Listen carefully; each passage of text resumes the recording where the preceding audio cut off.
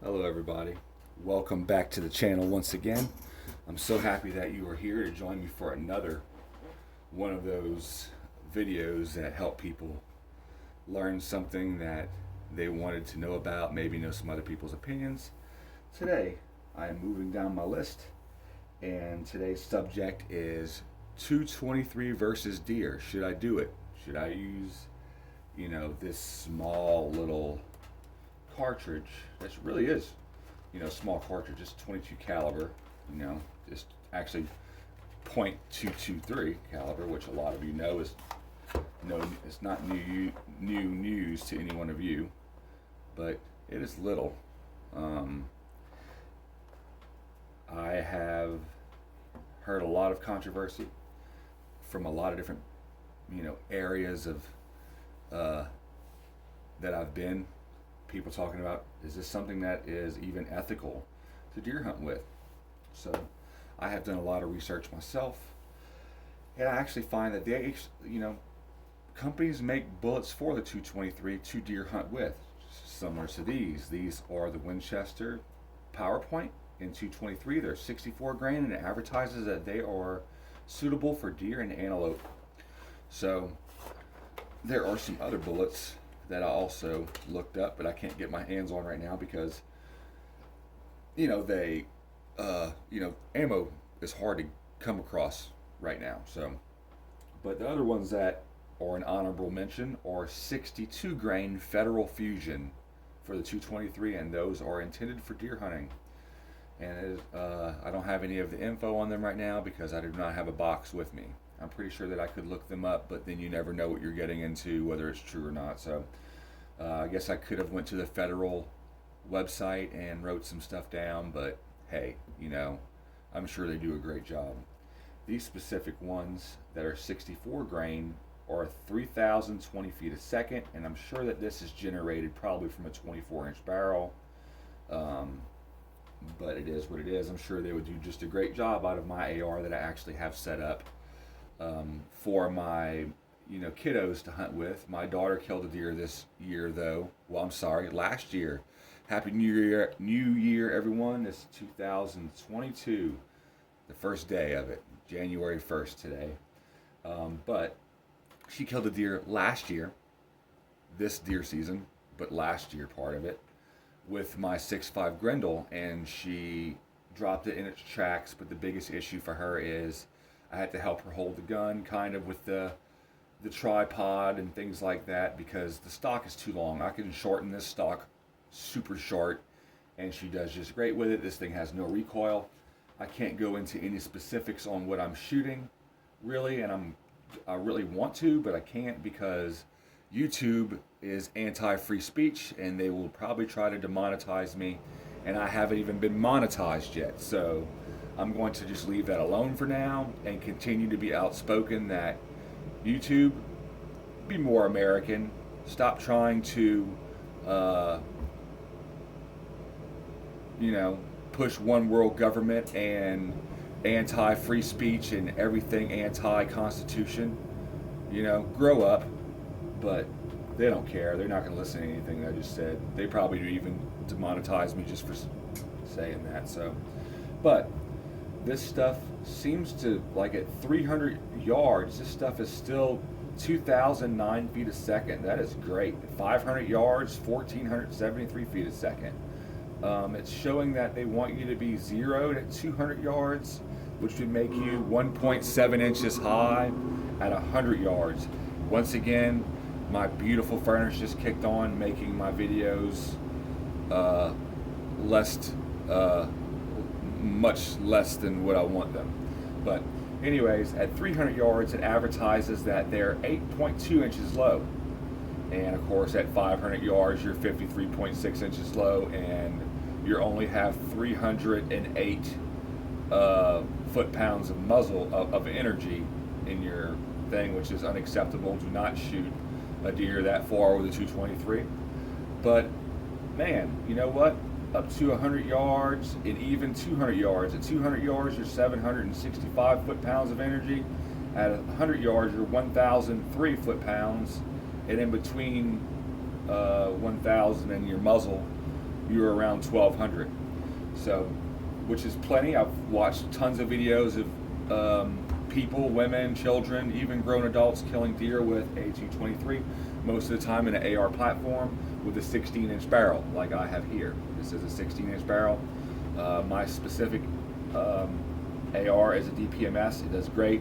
It cycles every single ammo I can put through it. It is a multi-caliber barrel. I have not had any issues with it, no jams with it, nothing. It is a great gun. If you can see in the video, you can see what type of scope I have on it. It is a 30mm tube. It is a really, really good gun, and I'm really happy with it. But it has not killed a deer yet. So that is an up and coming video. Once I'm no longer, well, I will still be making videos in here, just not as much. A lot of them will be out in the field, out at the shooting range. Some will still be in here, but there will be an equal amount or more made where there's pretty trees and animals and birds flying around. So my opinion on the 223 versus deer, I don't think that I would have bought this box of bullets if I thought that it was something that I shouldn't try. So I'm going to do it mostly for the children, to have a very low recoiling gun and the adjustable stock that works for the child, and the eye relief on a 1 power scope that only goes up to 4 power is super amazing. You know, they're not going to have any issues finding center on this scope. That's why I have done this, and I think that, you know, it'll be a good thing in the long run. The kids will enjoy it. The only bad thing about hunting with an AR when it comes to deer season, or any hunting as far as I know in the state of Missouri, you have to use a 10-round magazine. You cannot use a 30-round, which you do not need 30 rounds for hunting. But you know, it is our job to be here and to be, you know, good stewards of the land and make ethical shots. So really all it takes is one shot, but it's good to have some follow-ups. So the state of Missouri does allow 10 rounds in the magazine plus the one in the chamber, which is great. There's nothing wrong with that. I have nothing to complain about when it comes to that. Now 30-round magazines opposed to other stuff, it is none of anybody's business what we do with our guns and how many bullets they can hold. When it comes down to it, if people come to your home to harm you, they're going to have a lot more bullets, and they're going to not care. If you don't have a way to defend yourself, if people want to hurt you, they're gonna. That's why we have the right to keep and bear arms and protect ourselves from a tyrannical government. And I'm going to continue to believe in that and be outspoken about it, because the government does not shoot muzzleloaders. They shoot these, except theirs have, you know, 3-round burst capabilities and fully automatic capabilities with the saw. And they shoot Mark 19s, which is a semi-automatic, well, fully automatic grenade launcher. They shoot all kind of crazy stuff that we don't even get to have, and we're lucky to have things like this that are a precision. This gun is not made for sporting. A lot of people say that. It is not. This gun is a tool of war, and it is made to kill. Yes, they are fun to shoot out at the range, but that is not what they are intended for. This gun was designed to function in all kind of different environments and to bring death upon an enemy. That is the same reason why the police use them. That is the same reason why the military uses them. They use a little bit different version. Theirs is the M4 that has the, you know, the selective fire that goes all the way possibly to fully automatic or to 3-round burst. This one does not. This one has a safety and a single fire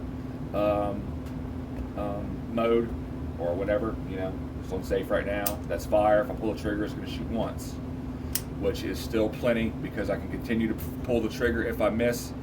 Whenever people get put in a combat situation, there is a lot of missing going on because of what anxiety and adrenaline do to your body. It makes a lot of things different. So you do not just need a double barrel shotgun like Biden says to defend your home. That is not going to do you any good, especially if somebody takes one of your children hostage and you cannot make a precision shot because you're going to eat everybody up with buckshot.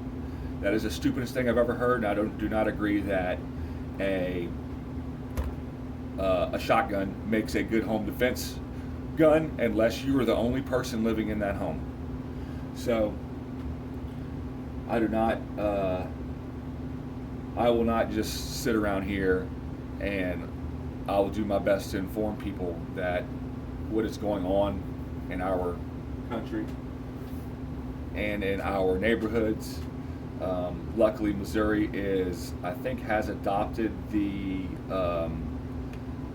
deal where it is a gun sanctuary, like where they can't be taken, kind of like Texas did, which is really, really cool. My furnace finally cut off so I can hear myself. And I just went on a whole rant about that. But hey, y'all need to hear it, and it's gonna be in this video, along with the whether or not should I deer hunt with a 223. I think a 223 does a great job on a deer. Like I said, I looked at a bunch of videos. There is even pass-throughs on deer that I've been seeing. People walk up on their kill, and the deer's facing the opposite way from which it did when they shot it, and lay it on the opposite side from which the bullet went through, and there is a pass-through. Nothing super gnarly, not big old blowed out hole or anything, but there is pass-throughs, which means these do get good penetration on deer. A lot of those people are shooting the Federal Fusion 62 grain, which is a soft point lead tip bullet. That is a controlled expanding bullet, and I've heard a lot of good things about those. I actually do want to get my hands on some of them and give them a shot, just to see how they do out of this gun at like this. This is only a 4-power scope, so me trying to get a group at 100 yards isn't going to happen. Even if I have it in the rest here, I might do a little bit better. They're going to be pretty close. I'm sure I can get all of them in a circle about 2.5 to 3 inches big, but that's all you need at 100 yards. Plus, because you're losing so much energy past that with this gun that I really wouldn't want to shoot it past that. People do it though, so I mean it can be done, but I'm going to try to keep this one under 100 yards. So, and this gun works great for hunting, and it was going to work great for defending my home. If you do have to shoot this thing in your house to defend your home, you're not going to hear for a while because they're very loud via the muzzle brake. It aids in the muzzle rise after you're like in between shooting and target acquisition.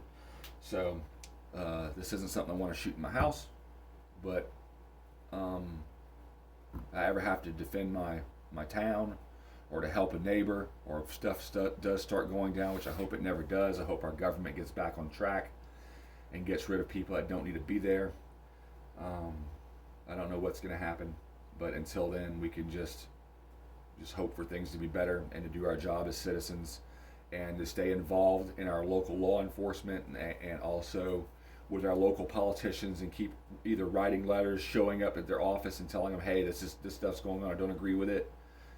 This isn't safe for our communities, and putting pressure on people that pressure needs to be on, for them to realize that, hey, these citizens aren't just standing by and keeping quiet. They care about their community and they care about the United States of America. And only if that continues to happen, I believe that things will get better.